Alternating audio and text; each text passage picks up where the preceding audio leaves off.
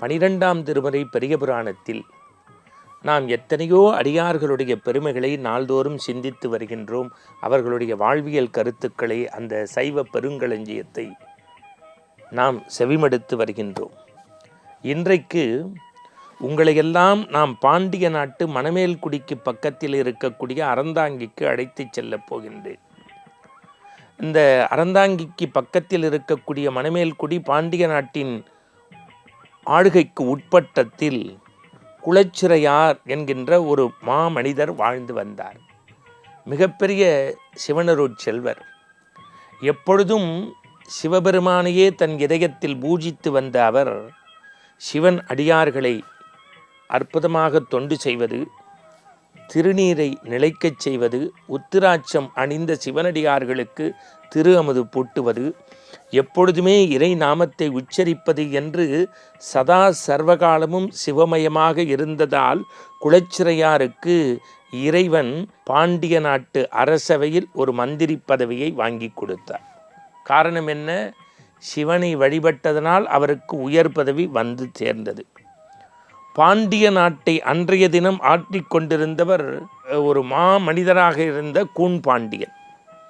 நீங்கள் நினைக்க வேண்டும், அந்த நின்ற சீர் நெடுமாறன் என்று சொல்லி சைவத்தின் மீது பற்று கொண்ட அந்த கூன் பாண்டியனுடைய துணைவியார் உங்களுக்கு தெரியும், மங்கையருக்கு தனியரசி, நம்முடைய மாதரசி.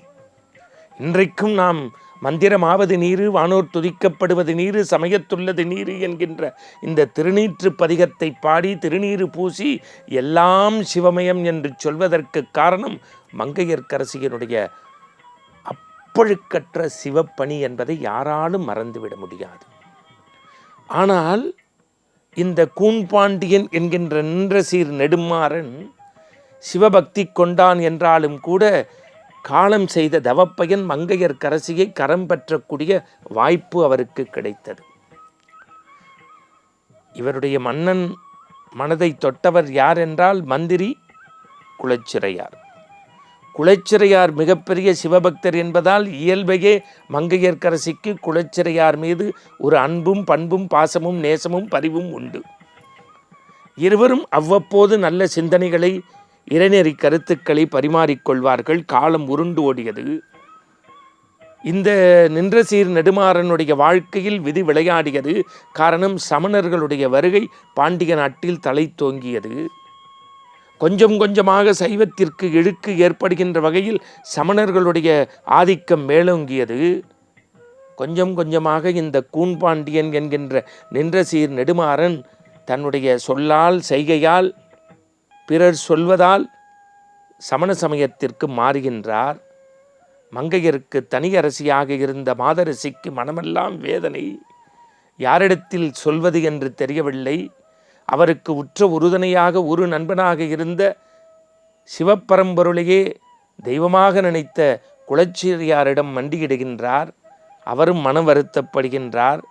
பிறகுதான் யோசித்தார், அம்மா, நீங்கள் கவலைப்படாதீர்கள். நம்முடைய சம்பந்த பெருமான் திருத்தலங்கள் தோறும் சென்று சைவத்தை வளர்ப்பதற்கு இறை நாமத்தை சொல்லி பதிகங்கள் பாடி எல்லாம் செய்கின்றார். அவரை எப்படியாவது நம்முடைய மதுரை எம்பதிக்கு அழைத்து வருவோம். இப்பொழுது கூன்பாண்டியன் அந்த சமணர்களுடைய வேட்கையில் ஆணவத்தின் உச்சிக்கு இருக்கின்றான். சம்பந்த பெருமானுக்கும் அவருக்கும் நேருக்கு நேர் சந்திக்கக்கூடிய வாய்ப்பு வருகின்றது. சைவத்தினுடைய பெருமையை எடுத்துச் சொல்கின்றார். திருநீற்று பதிகம் பாடி திருநீறு தருகின்றார், பூசுகின்றார். விழுந்த கூண்கள் நிமிர்ந்து நின்ற சீர் நெடுமாறனாக மாறுகின்றார். பிறகு மனம் மாற்றம் வருகின்றது. ஆனாலும் சமணர்கள் விட்டு வைக்கவில்லை. ஞானசம்பந்தரை புனல்வாதம், அனல்வாதத்திற்கு அழைக்கின்றார்கள். இவர் எல்லாவற்றிற்கும் அம்மையே அப்பா, ஒப்பிலாமணியே, அன்பின் விளைந்த ஆரமுதே என்று சிவபெருமானை எம்பி தன் வாழ்க்கையை நடத்தக்கூடிய ஞானசம்பந்தர் அனல்வாதம், புனல்வாதம் எல்லாவற்றிலும் வெற்றியை பெறுகின்றார். இந்த பாண்டிய நாட்டு நின்ற சீர் நெடுமாறன் திகைத்து போகின்றான். சைவம்தான் நமக்கு கதி, சைவம்தான் நமக்கு உறுதுணை, சைவம்தான் நம்முடைய வாழ்வியலை காப்பாற்றக்கூடிய கட்டுமரம் என்று சைவத்தை மீண்டும் ஆற கட்டி தழுவிக்கொள்கின்றான். சமணர் பிடியிலிருந்து கொஞ்சம் கொஞ்சமாக மீண்டு வருகின்றான். திருநீர் மட்டுமல்ல, சைவ சமயம் தலைப்பதற்கும் தன்னை கரைத்து கொண்ட மங்கையர் தனியரசியனுடைய மாண்பை நினைத்து பார்க்கின்றார். எங்கு நோக்கினும் மீண்டும் சைவம் தடைக்கிறது. இதில் குடைச்சிறையார் பங்கையும் மங்கையர் கரசியனுடைய மாதரசியனுடைய சிலைப்பும் இந்த சம்பந்த பெருமானுடைய செய்கையும் பார்க்கின்ற போது உறுதி பொருளாக ஒன்றை பற்றி கொண்டால் அதில் உற்ற துணையாக இருந்தால் ஆனந்தம் என்றைக்கும் வெற்றி வாசல்படி மிதிக்கும் என்பதற்கு இவையெல்லாம் ஒரு சான்று. இந்த 63 நாயன்மார் கதைகளை கேட்பது நமக்கு முக்கியமல்ல. நாமும் இந்த மண்ணில் திருநீறு பூசி எம்பெருமானுடைய பெருமை பேசி நாளெல்லாம் சிவ கணப்படுதோடு வாழ்ந்தால் வாழ்க்கை முழுவதும் ஆனந்த வட்டம் தாண்டவமாடும்.